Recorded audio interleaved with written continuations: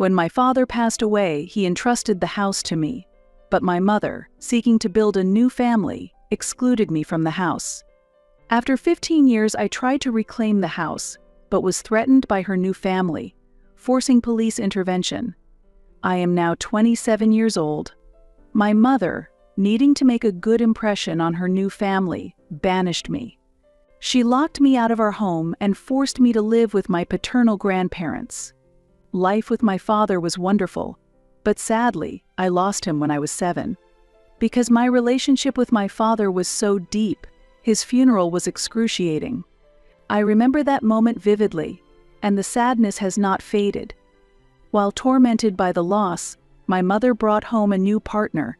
I was forced to call this new man Dad, but I could not accept him. I couldn't see him as my father.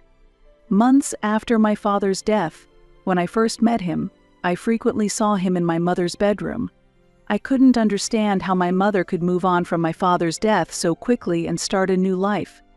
At that time, I was just 8 years old. They were planning a grand wedding, but it was irrelevant to me. They went for a honeymoon, and I was left with my grandparents. A month passed, and she did not return. I often asked my grandparents when my mother would come to take me home. "Will Mom come to pick me up?" I asked, but there was no answer. However, one day, my mother suddenly returned. I was excited to see her after a long time and immediately hugged her, but she had only come to collect my belongings that were left in the house. Needless to say, being left behind at my grandparents' house, I was enveloped in deep sadness. After that, I continued to live at my grandparents' house. Until I went to high school, my days with them were happy. My mother would appear occasionally, just to tell me how much she loved and cared for me. If she loved me, why did she leave me at my grandparents' house, I sometimes wondered. She gave a vague answer: "Your grandparents are getting old, and I needed to help with daily shopping and chores." It was much later that she admitted the truth. My stepfather had children, and after the marriage, he and his children moved into our house. My room was given to Velma, one of my stepfather's children. My mother began to prioritize this new family over me. It was natural for me to feel angry about this fact. As a result, I began to treat my mother harshly, and our relationship deteriorated. However, after graduating high school, I stopped causing trouble for my mother. I started living alone and often visited my grandparents. They were a saving grace for me, and without them, my childhood would have been ruined. I am now working as an engineer, and I plan to start my own business in a year. To secure the funds, I am considering renting out the house. I haven't mentioned this before, but the house they live in is actually my property. It might be frustrating for my mother and her family, but before my father died, he left me all his assets, including the house. When the will was made public after my father's funeral, I was still young, but it was clear my mother was not pleased. Afterward, she tried to change the will, but she lost every time. The will stated that the house was mine and could not be sold until I turned 21. No one was to touch the property until then. According to my grandparents, my father anticipated my mother's intentions, and that's why he left a detailed will. Otherwise, my mother could have manipulated me into giving up the house during my childhood. Last month, I called my mother to tell her about my plans to rent out the house, but there was no response. When I visited my grandparents this week, I told them about my intention to use the house to generate extra income. They were utterly surprised. When asked why, they mentioned that Velma is pregnant and my mother might resist handing over the house. Velma has lost her full-time job and is now working evenings at a store, and they are financially struggling. I'm unsure how to handle this. I also need the house now to fund my business. I have quit my job and plan to start a business, but things are getting complicated. From my grandparents' story, I learned that my mother and her family are going through a difficult time, so I decided to explain my plan to my mother and give her some time to rebuild her life. Initially, I intended to give a month's notice, but I changed it considering their situation. I considered a period of 3 to 4 months. Unable to contact my mother, I decided to visit the house in person. The house I visited had changed completely, and so had my mother. Both the house's atmosphere and her attitude were cold. She glanced at me at the door and seemed to guess the purpose of my visit. Then we exchanged a forced smile and a passive hug. In fact, it had been about 10 years since our last meeting. There had been no visits from her since my teenage years, and the discomfort I felt towards my mother since then only intensified. Despite it being a long-awaited reunion, I struggled to understand her coldness. My mother did not listen to me and made no effort to understand. "You must have an important reason for coming here," was her attitude. However, I lightly replied, "Nothing important. I just came to see the house after a long time." She smiled and said, "That's fine then." After 5 minutes of silence, I stood up and left the place. That moment was absolutely uncomfortable. I strongly felt unwelcomed by the family, excluding my mother. Moreover, I received an uncomfortable gaze from my pregnant stepsister. It felt as if they treated me as though I came to cause trouble. At that moment, I gave up the idea of reclaiming the house. Instead, I explored other means to secure funding for my business. Last week marked the 15th anniversary of my father's death. My grandparents organized a small prayer service at the church to commemorate him. They planned a ceremony to honor my father by providing meals to the impoverished in town and distributing gifts to children in need. I invited friends and family to this prayer service. I had sent an invitation to my mother via email, but there was no reply. When I checked the email, I discovered she had not opened it. Since this was the first email I sent to my mother, I thought it might have gone to her spam folder, so I visited her house again. However, my mother was not home and Velma greeted me, but without any greetings, she immediately asked a direct question. "Why are you visiting again?" she inquired, and I replied that I came to see my mother. She asked if I thought my mother wanted to see me again. Her tone was very curt, and I didn't understand what she meant. I revealed that I had come to invite my mother to the prayer service for my father's memorial. With a sarcastic laugh about holding on to old memories, she said, "Why don't you forget the past?" before adding, "She was your father, not mine," after which she snapped and went back to her room. I sat in a daze for a while.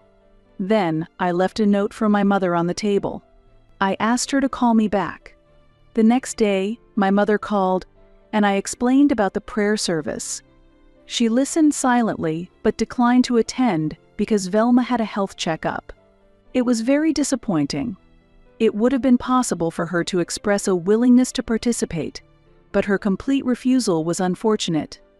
I said sarcastically, "So, Velma is your top priority and I mean nothing to you. Good luck raising that self-centered woman and her child." She exploded in anger at my words. I accused her, questioning why I should be kind when Velma was so cold to me. However, my mother said her anger was justified. "Talking about death in front of a pregnant woman shows you lack compassion, just like your father," she retorted.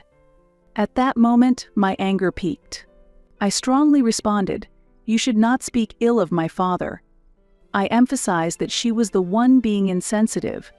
My mother mentioned my late father and declared, "Let the past go." I calmly replied, "Of course. I intended to invite you to the prayer service, but there's no need for you to come," I asserted. "If Dad sees your true character, he wouldn't accept your prayers," I said, and with that, I ended the call. I hired a lawyer the same day to start the legal eviction process. It took about 15 days for the lawyer to do so. The eviction notice, based on my father's will, was sent as a formal notice to my mother. She was upset and panicked. She hadn't anticipated that I would go so far in what she probably viewed as revenge for not attending my father's prayer service. I listened to her voicemail, laughed, and blocked her number. Since she couldn't contact me, she visited my grandparents' house, but I was not there. I decided to live with my grandparents for a while as I rebuild my life. My mother pleaded with my grandparents to withdraw the eviction notice. Being gentle people, they did not want to drive her out. However, the decision rights about the house are mine, and I can handle it freely. Her inability to accept this response led her to blame my grandparents for raising me to be selfish. Despite their unwillingness to confront her, I asked my grandparents, "What are you thinking? Why don't you scold this selfish mother?" They wanted to avoid conflict with her, but I had no intention of avoiding confrontation. I was determined not to keep them in the house even for another day, and notified them of eviction under the national tenancy laws. Technically, they were not renters and did not pay rent. Moreover, I was paying the property taxes, and legally, I had the right to evict them immediately. My deeply religious grandparents urged me to reconsider my plan. They advised me to give them at least a month's notice to find suitable accommodation for religious reasons, especially since there was a pregnant woman involved. "I don't think she deserves that," I said, feeling irritated. "She's also a harmful presence," I argued. My grandparents contended that while she might be at fault, the unborn child was innocent. "Let's refrain from being cruel to that little life," they tried to persuade me. However, I was resolved to evict them as soon as possible. The next day, my mother contacted me, but I ignored her. When she called, I did to her what she had done to me. Her message was urgent, wanting to discuss things. I checked my calendar and replied with a time to meet with my grandparents, but this did not suit her. Her lengthy response accused me of pressuring her. Her 5-paragraph email was completely wrong, so I avoided responding. Perhaps she was hoping that I would buckle under that pressure. As a child, I often cried immediately upon returning home. When I threw tantrums, she would scold me and demand that I behave politely. She disciplined me firmly, encouraging me to control my tantrums.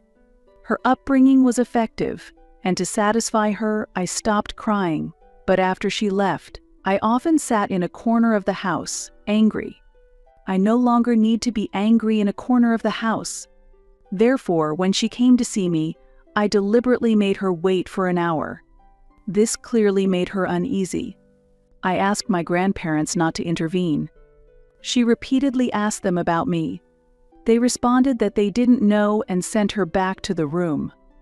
When I met her, she had a questioning look. "Where were you?" Despite having waited for an hour, she just sat without saying anything. Looking at me, she said, "Okay, let's start. I can't sit here forever. I have things to do." I quietly said, "That's true." "House hunting is a tough job."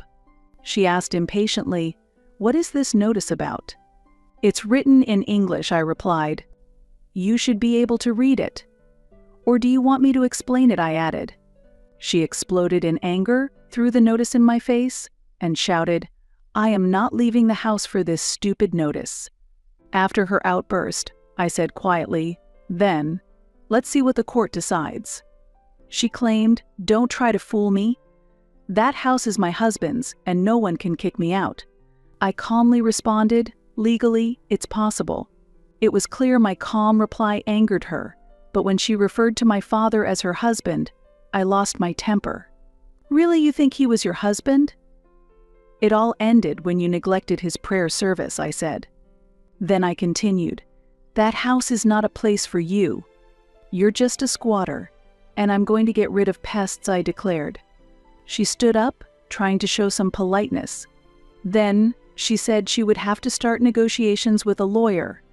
I laughed and said, "Of course there's still time. Let's see what happens in 20 days, I told her, waiting for her next move. After finally reclaiming the house, I gave my mother and her family a 30-day eviction notice. She tried to gaslight me, but I silenced her and drove her away. The subsequent events further exposed their selfish behavior. Her stepdaughter, Velma, hurled insults at me and threatened to sue me for harassment. "I can do anything because I'm pregnant," she told me. It seemed pregnancy was seen as a free pass to avoid harassment charges. When she attempted to confront my grandparents, I pointed out the surveillance camera installed on the other side of our house and warned her, "If you come here again, you'll be arrested." At that moment, my mother defended Velma, accusing me of causing her mental distress during her pregnancy and threatening to sue. I stated that I would leave the judgment to the judge based on the camera recordings. When my mother realized she could no longer solve this by force, she quieted down, began to cry, and questioned why I had become so self-centered, questioning her own parenting. She began to criticize herself for failing as a parent. She brought up my late father, blaming his early death for not providing me with adequate upbringing. I countered. Hold on. If there's any responsibility, it's yours. It's not that the upbringing was wrong, it's that you didn't raise me at all. I was raised by my grandparents, and they did a very good job. You might regret abandoning me. But I'm glad you weren't involved in my upbringing. It's clear how you raised your stepchild. I also pointed out the fact that she was pregnant as a teenager. While I acknowledged that I may have been too harsh morally, my anger got the better of me. As a natural reaction, she exploded in anger at me. Realizing I had gone too far, I then kept quiet. I no longer felt like talking.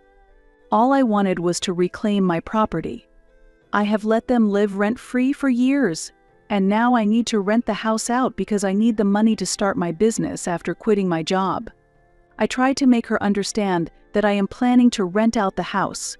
She expressed her anger, accusing me of kicking out family to let strangers live there. I responded, if they were strangers, at least they would pay rent. I would allow you to stay if you agreed to make payments. She showed anger again at the idea of bringing money into a family matter. I countered. There is no family here.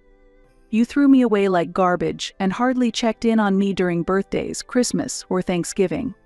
You hardly ever showed your face, and even when you did, you never made me feel like I was treated kindly.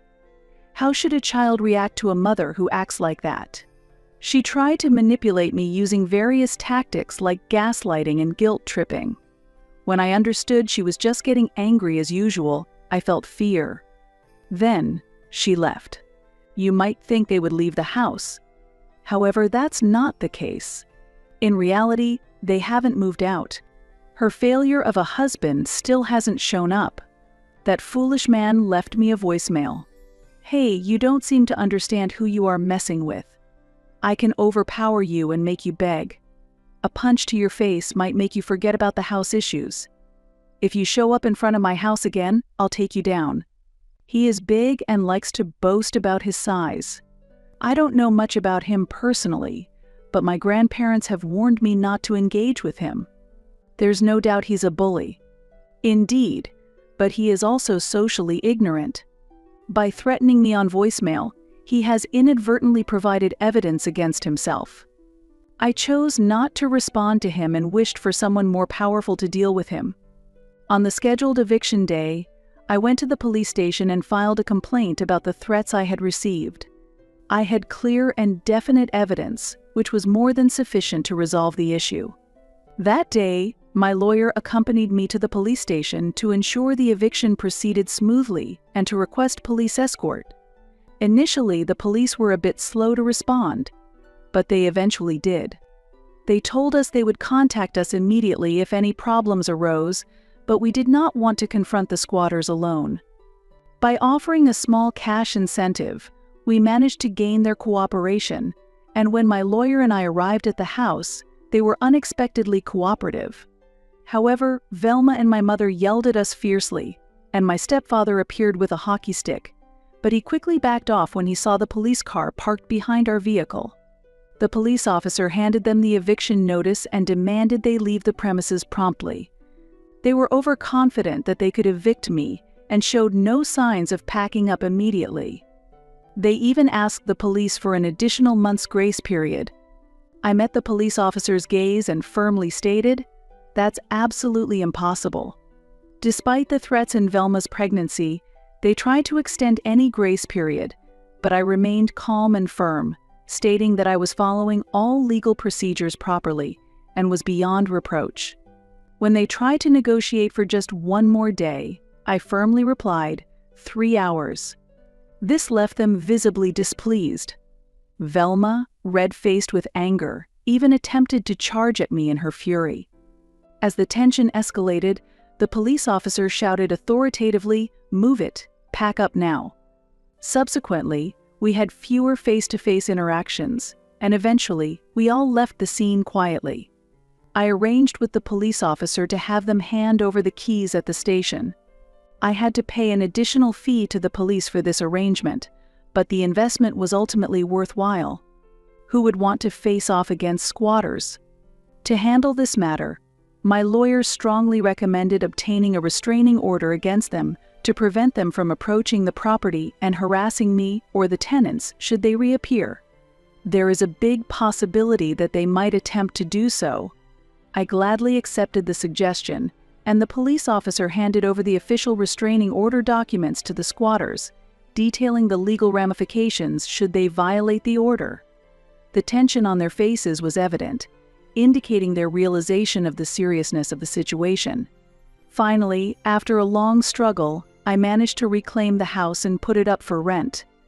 This allows me to embrace new business opportunities and hopefully start my new venture as soon as possible. I am thoroughly tired of being tormented by unreasonable people and am looking forward to moving on to more positive endeavors without their interference.